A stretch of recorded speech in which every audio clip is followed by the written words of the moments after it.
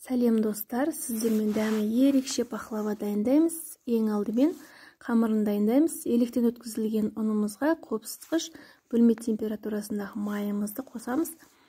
Жақсылап араластырып, бетіне жұмыртқаның сарысын қаймақ қосамыз.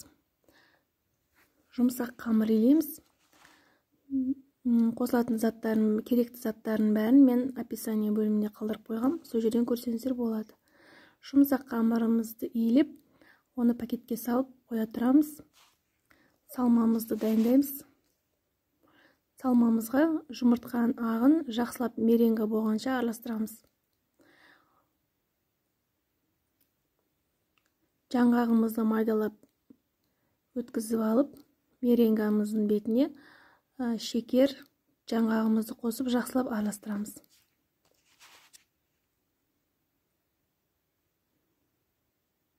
Канал ұнаса тіркеліп қойыңыздар, сіздерге жаңа рецепттермен бөлісетін боламын. Қамырымызды төртке бөліп, жайып аламыз, дөңгелектеп.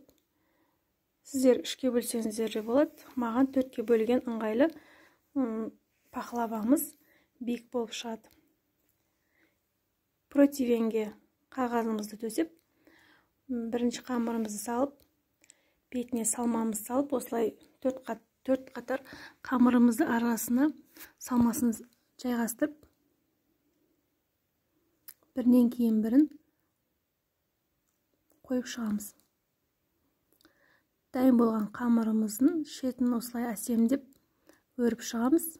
Бетіне жұмыртқамыздың сарысын жағып, ромбик қып кесеміз. Тіліп алып, бетіне әсемдік үшін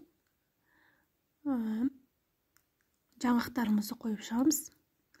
Дайын 180 градуста 30-35 минутта пісіріп аламыз. Баршаңызға ас болсын. Тіркеліп лайк басып қойыңыздар.